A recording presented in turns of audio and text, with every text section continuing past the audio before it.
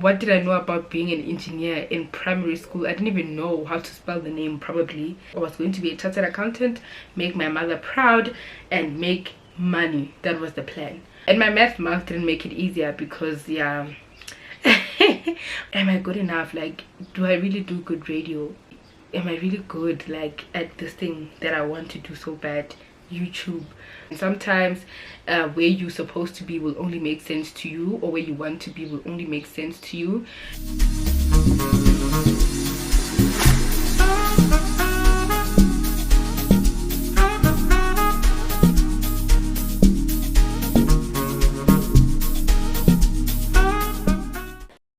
Hi guys, welcome back to my channel. If you're new to the channel, welcome, and if you are a returning subscriber, it must be nice if you're doing it twice.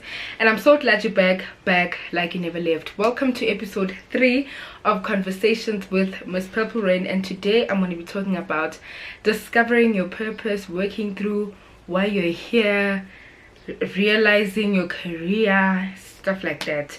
Because I'm definitely at that point where, like, and I've been here for a minute where I'm not really sure where I'm going. And it's crazy because I know I'm in the right space, I know I'm in the right like industry, but I'm not sure exactly where I fit in.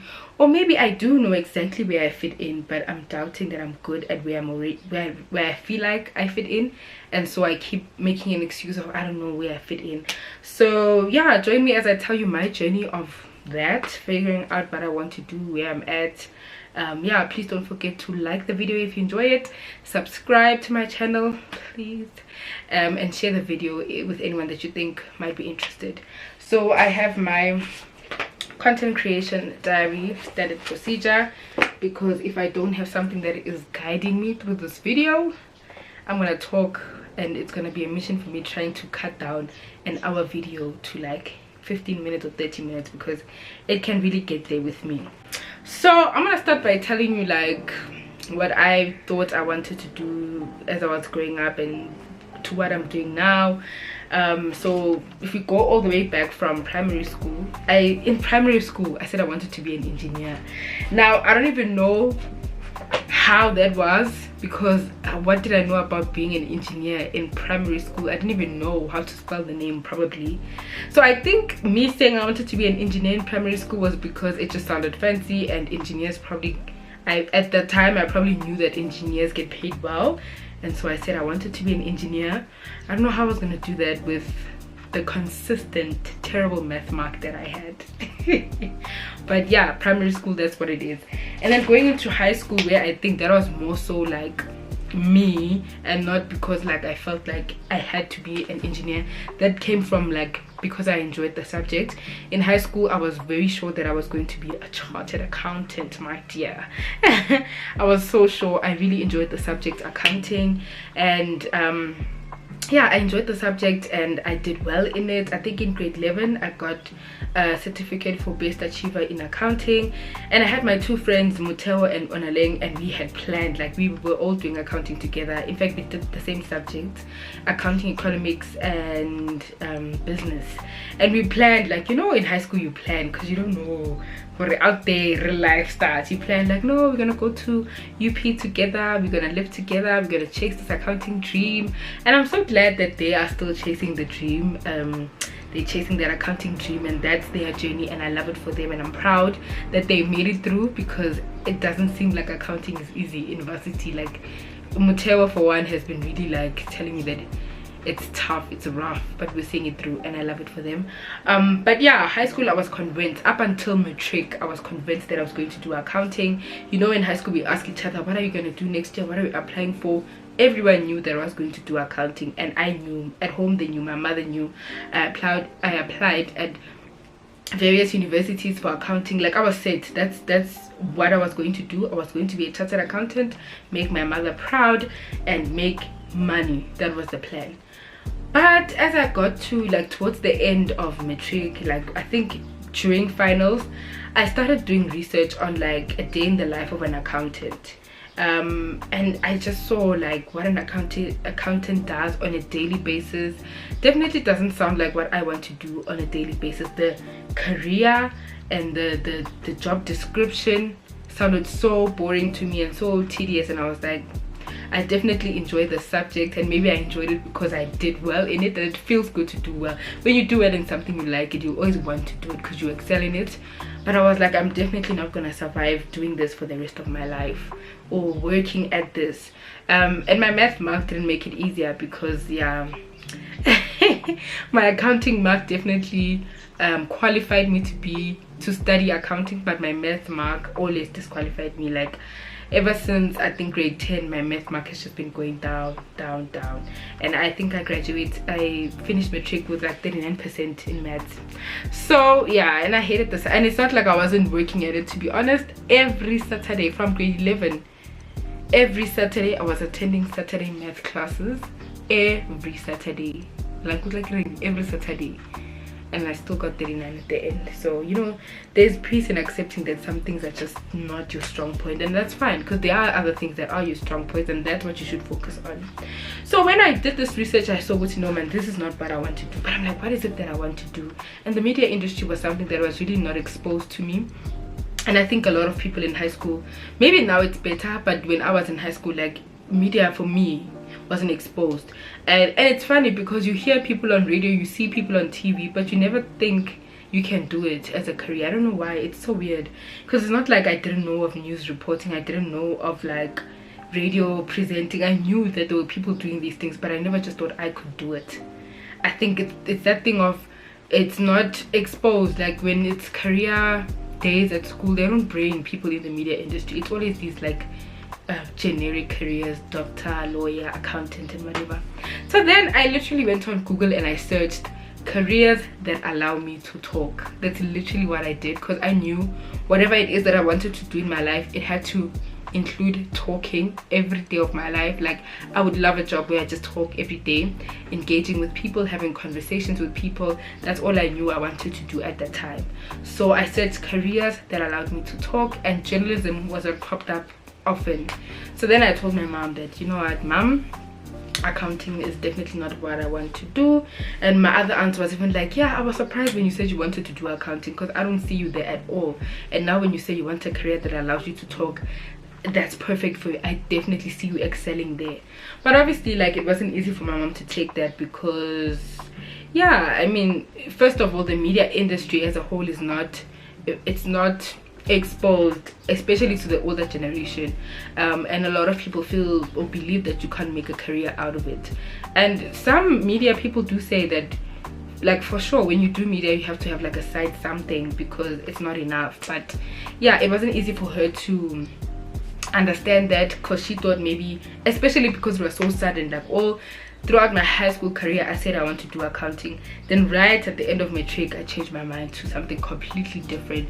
So she thought like maybe my math mark was what was discouraging me, because I wasn't getting into universities. And yeah, it was a little bit of a tussle, and you know, yeah, a row. But towards the end she understood, and she allowed me to go to Boston Media House. And 4 years later, which was supposed to be 3 years, but it's okay, delay is not denial. 4 years later, I'm done, finally done with my qualification, which is diploma in media practices, where I did a lot of things in one. I did PR, I did journalism, I majored in journalism, I did radio, I did television first year, like just the whole, it's basically a scope of the media industry as a whole, but I specialized in journalism towards the end.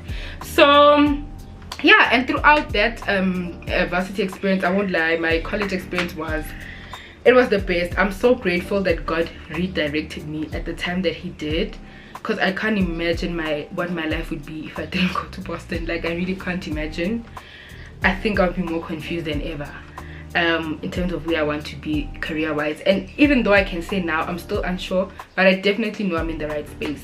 So in the course of these 4 years, I got to do campus radio, where I started as a newsreader on Ashley's show. She had a show called The August Rush. She was the presenter and I was her newsreader. And then fast forward, I had my own show, Purple Sessions. And then yeah, I started my YouTube channel also during my varsity time. And yeah, like I started to feel like, yeah, this is where I belong. Like, this feels good, especially YouTube. Like, sitting in front of the camera and speaking to people, starting conversations, engaging with people. I was like, yeah, this is where I want to be. And then yeah, I majored in journalism. I don't know why, but I think it's gonna work out for my good somehow, because I definitely don't think I want to be a journalist. I think it's I don't know, I still feel like it's boxed, just like accounting. It's a very like news reporting is very, and I don't want a career that's very, if you get what I mean. I think radio for me would be great if I managed to do radio full-time, and I managed to be a YouTuber full-time. I would love it. But yeah, basically that's where I'm at. And it wasn't like, it was a roller coaster ride, man. Like changing from accounting to media and being open up to a whole new world. Like I was so fascinated when I got to Boston first year. I remember I was so fascinated about this world that I never knew existed, you know. And I'm so grateful to God, to my mother, that I got the opportunity to go to that school and finish. And yeah, now I'm just at a point where I'm done. I'm looking for a job, but I don't know what job to look for. I don't know exactly where I fit in the media space, but I still believe I want to engage in conversations with people. I want to talk. I want to share my life with people, and I think that's what feels like what I'm supposed to do. And it's crazy because for a very long time, up until like the end of me finishing my schooling career, I've been saying I still don't know what I want to do. Like I'm still unsure. And I don't think I'm as unsure as I profess to be. Like as I said, I know I'm in the right space, and what I am doing now, like my channel and also campus radio that I did like while I was still in school, is definitely what I know I want to do. But I think I wasn't so confident in that, you know. Like hosting my first radio show for me was like a nightmare. When the station manager said he wants to give me my own show, I was like, hold up, wait a minute, you want to give who a what and why? Like I never thought I could do it, and then I did it. And the feedback, especially at home, like my family has been such great support, my friends, and when they listen to my show, they say your show is great, your show is amazing. And I don't know, I think there was just a lot of self-doubt in that. There's a lot of self-doubt that I have in the career that I'm in. I don't know why, but every time, like after a show, my especially my mom and my aunt were always like, yo, great show, whatever. And I just felt like they said that because I'm like, how, like I'm your niece, yeah, you have to support me, you have to push me. And then like, yeah, I don't know where that self-doubt comes from. But even for my channel, I remember saying like, I get so anxious sharing my thoughts and opinions, especially on this segment, Conversations with Misspurplerain. Like I get so scared coming on a platform and sharing a part of me and just being open and honest about my life. And yeah, because I don't know, there's just a self-doubt that's there. And I've been there for a while where I've just been doubting that, am I good enough? Like, do I really do good radio? Am I really good like at this thing that I want to do so bad, YouTube? But I won't lie, the support that I get from my friends and family and the reassurance that I get, even in the comment section, you guys are amazing. Like you're always commenting there. Even some of my friends that come to me on WhatsApp and they're like, oh my gosh, I watched your latest video, and you know, all of those things are reaffirming, reassuring. And I'm definitely on that journey where I'm dealing with the self-doubt, and I definitely believe that this is where I'm supposed to be. And yeah, I'm just recording this video, starting the conversation, in case you are also at a place where you're not sure exactly where you fit in, whatever industry you've decided to be in. Just to encourage you to like believe in yourself and don't doubt yourself. Like do your best, show up when you have to, or show up, not even when you have to, because that sounds like an obligation, but show up, do your best, and just look to improve and be better. And believe the people around you that keep on cheering you on and telling you that you're doing good. Don't doubt yourself, don't sleep on yourself, because I think that's what I've been doing. And even now, like I know your passion doesn't always pay at the beginning, and yeah, like you don't also have to do one thing. As a person, you don't have to be good in one thing. I don't have to be a radio presenter and a YouTuber only. I can be a writer, I can be a PR specialist, I can be a producer. Like, I don't have to be boxed in one thing. So yeah, this is just to say that, like, don't be hard on yourself in discovering your journey. And sometimes where you're supposed to be will only make sense to you, or where you want to be will only make sense to you, and you shouldn't let the noise from outside discourage you from going after what you want. At the beginning, when I first changed and said I wanted to do media instead of accounting, it wasn't easy for everyone to accept, because it just didn't make sense. Like, why all of a sudden, out of nowhere, you're good in accounting, why don't you do accounting? But I believe this is where God wants me to be, and I wouldn't have, and no one else understood that. No one else could have seen that but me. And I think when it comes to things like your purpose and where you're supposed to be career-wise and stuff like that, it's things that you know, like, deep within yourself, deep within your spirit, that only God reveals to you, that this is what you're supposed to do. And sometimes even that journey allows you to trust God, because you literally are holding on to what you feel God has laid in your heart, and you're looking to Him to work you through it, no one else. Because sometimes everyone doesn't understand it. Like, it doesn't make sense. Like, how can you do this? It doesn't make sense. You're good at this, but you want to do this. You've been doing this all your life, all of a sudden you want to do this. But you don't be discouraged just because other people don't understand what you want to do or what you want to pursue. And even if you think this is something that you really want to do, like, you really feel like, okay, this is something I'm supposed to do, and you pursue it and it fails, it's okay. In pursuing that thing and in failing, there's so many lessons that you probably learned on the way that you can now use to pursue something else which will probably succeed.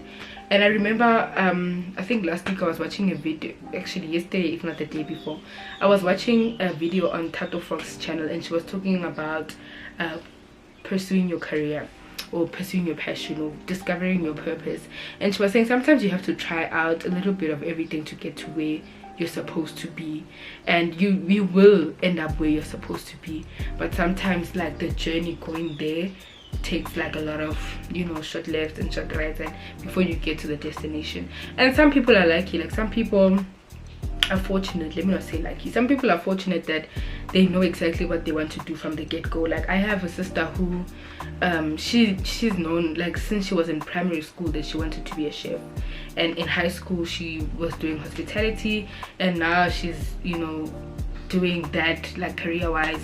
And, you know, not all of us go on that journey where we know exactly what we want to do from the get-go. Some of us have to dibble and dabble in everything. Some of us have to make mistakes in the beginning, but overall, basically, I just wanted to share my journey with you, to encourage you to not be hard on yourself, to do your best, show up, and to just trust God. Also, you guys know, like, I cannot talk about anything without involving God, and I don't even want to say unfortunately. I'm not going to be apologetic. That's who I am, that's what I believe, and that's that on that. Yeah, and if you don't subscribe, then that's fine. So yeah, just trust God with where He's taking you. I know for sure, like, I know for sure that I'm in the right place, and that God is still gonna take me to places that I never thought I'd be, and that I'm still going to be presented with opportunities that are going to surprise me. I'm still gonna, like, for example, I got a job last year, if not last year, where I was working as a producer in a production company. That's something I never thought I'd do. I didn't even know what that is. I didn't know what a producer was, and I did the job for a year, and I learned so much that I now apply even in my life. Even with my channel, like, being a producer there helped me with some things on my channel. So yeah, like, sometimes God will take you to different routes to train you, to develop certain skills and traits in you that will sustain you where you're supposed to be. So essentially, trust the process. Trust the process. Don't be hard on yourself. And sometimes it doesn't have to make sense to everyone for it to be right. Yeah, Conversations with Misspurplerain, episode 3, done and dusted. Please leave me a comment in the comment section down below. Let me know how your journey has been in discovering your purpose, where you are and where you feel you're supposed to be. Let's just have a conversation about it. And yeah, thank you so much for watching. Till next time, take care and God bless. Love you loads. Love you loads. HBD. Bye guys. Just hope that I have